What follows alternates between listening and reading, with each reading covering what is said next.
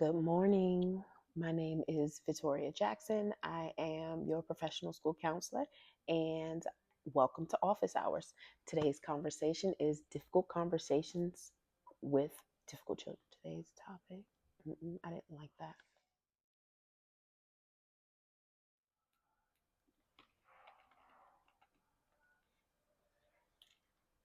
Good morning. Welcome to Office Hours with Miss Jackson. I am your professional school counselor, and today's topic is on difficult conversations with difficult children. Let's dive right in. Parent faces. Difficult conversations with difficult children. The truth is, all behavior is communication, and the kids are always watching. Why do you think those Instagram videos online are always so funny when you see the children mock at their parents? They're acting just like you. The good, the bad, the funny. All of these behaviors have been modeled. Children see and children do. So, first step with having this difficult conversation is talking to you about what are you doing to be a better role model. Now, of course, as always, I come to you with some talking points just so we can stay organized and stay on track. So, if you are a newcomer here, grab your pen and your paper because you may want to take some notes.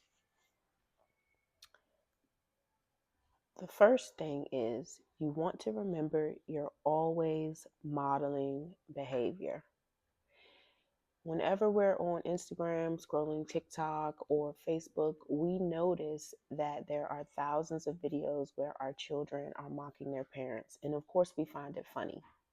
But the reality of it is they're able to imitate us because that's how they learn everything as children. We have to model what we want to see in our children, and that includes emotional regulation. Number two, behavior influences behavior. Ask yourself, when you respond and react to things, what do you do when you're frustrated? What are you displaying to your children when you're frustrated? When someone cuts you off in traffic, are you cussing them out? Are you blowing your horn? Are you talking about the driver from 3 days ago because this person triggered you? Or are you just huffing and puffing? Are you taking deep breaths? Are you just expressing any form of grace and saying, wow, that person should have left yesterday? Or, ooh, they must need to go to the bathroom really bad. And then kind of let that go. And that right there just models patience. So when your child is in their class and somebody steps on their shoe, they don't blow up because they feel like it was a minor inconvenience. Okay? You have to be mindful on what you're modeling and how it connects to the behavior of the child. So, for families with more adults in the house, your interactions with other adults is also a form of modeled behavior.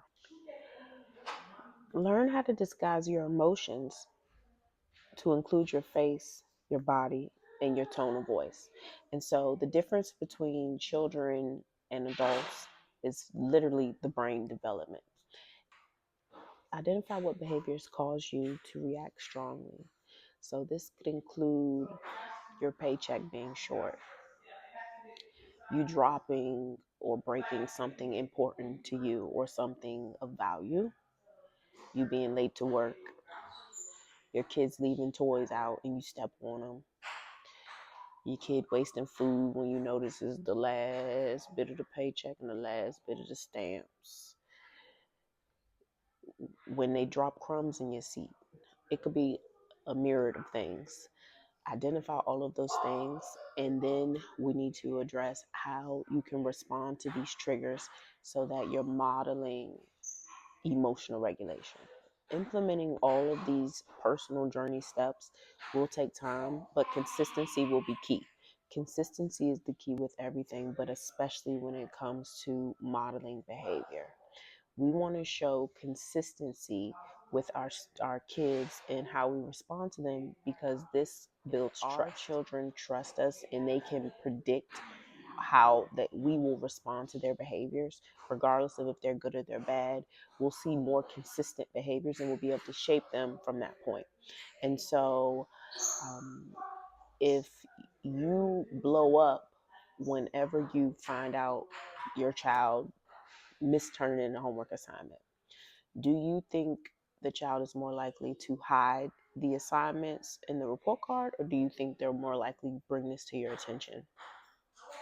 The bottom line is your response creates a behavioral dynamic, and that's going to be called avoidance. So your child will avoid you because they're trying to avoid that response. When we lose control, we give permission for our kids to do the same.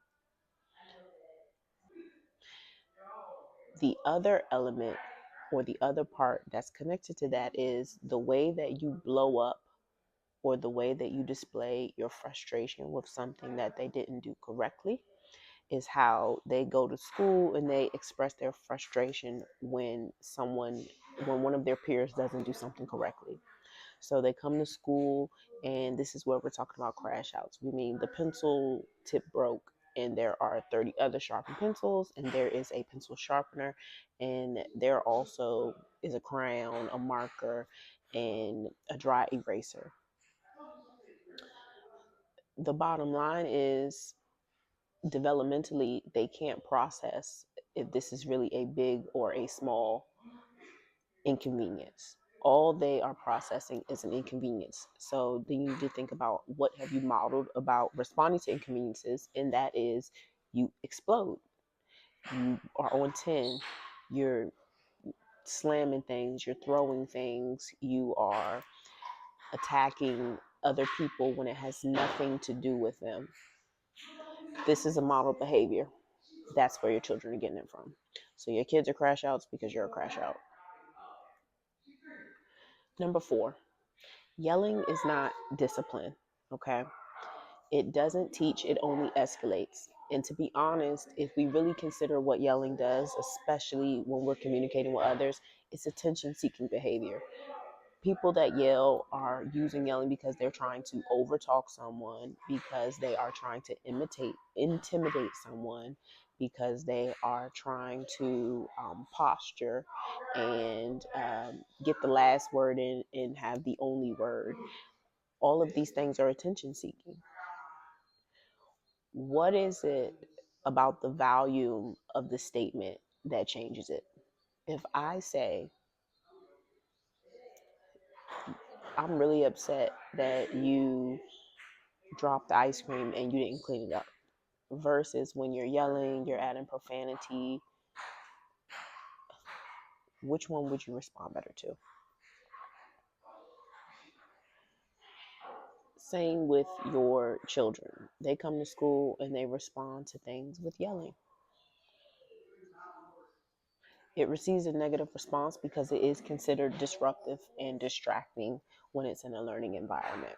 However, if this is all the parent is modeling at home, they're constantly yelling, then the child has no other reference point outside of the lessons that the counselors are teaching or the SEL that the teachers are trying to finagle into the curriculum while they're managing 10 other kids yelling.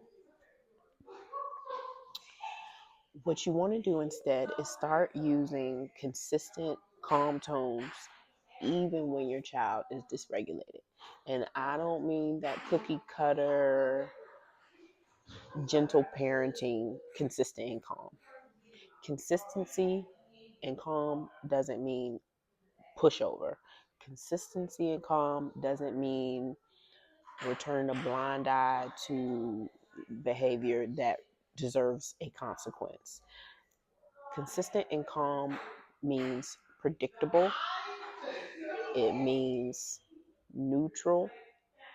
It means you will respond in this way no matter the person that it came from. It means that you are able to think through your actions and you're not going to be making impulsive decisions or responding impulsively. That's what consistent and calm is. It's not the same as gentle parenting. I don't even know what that is. Listen, that's out the window. Okay. So over time, you can practice and become consistent with your consistent and calm behavior and your consistent and calm voice. And so if you aren't able to provide that space at that time, give it some time and come back to the point at a later date. One of the worst times to address behaviors with your child are right before school. It's so distracting. It's all they can focus on for the rest of the day. You didn't have intentions of ruining your child's day, but you weren't being intentional because you weren't consistent and calm. You were dysregulated yourself. But the reality is, even when you're dysregulated, you still have to provide something stable and consistent for your children.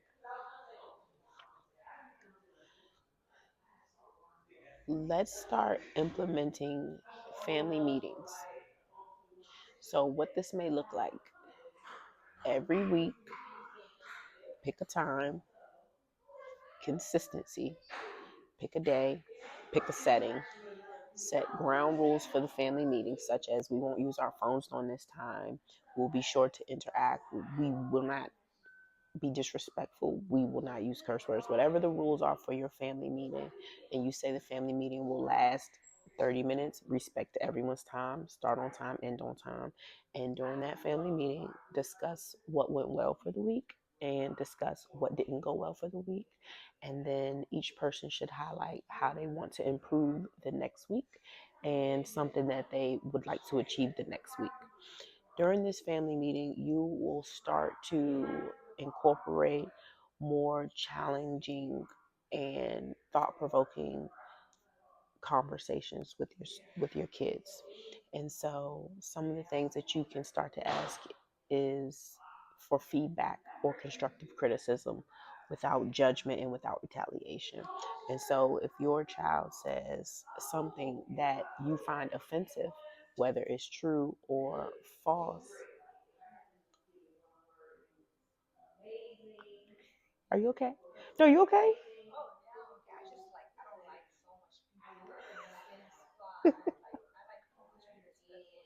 Oh, okay.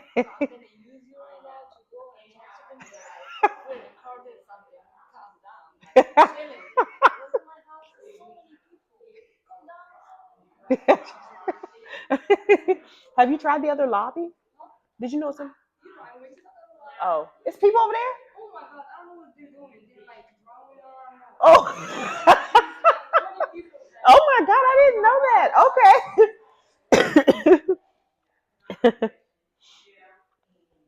So the next step is manage verbal and nonverbal communication. Kids pick up on tone, value, facial expressions more than your words. If you feel yourself reacting impulsively, you probably are. Take a step back and start over. Evaluate your words before you speak. Was it necessary? How might it make my child feel? What am I teaching with this statement? So, there are some things. So, something I would like to address with the parents is this is a child or not, you still need to show them respect. Okay. And so, what this means is correction and discipline doesn't have to always include criticism, and it doesn't always have to include belittling or making the child feel small. At no point should you really want to make your child feel small, but sometimes people use it as a tactic, and I do not agree with it. What you should be doing with your words at all times is building up, even when you are providing criticism. And so, what this looks like, let me give you an example. If your child sleeps late, stays up late, sleeps in late, he has messed up the entire schedule for your other kids. If they don't get to school on time, you won't get to work on time because you have to drop them off. And so um, his dad has stepped out of the picture, or his dad, isn't part of the morning commute schedule. And so now his name is going to be Roger.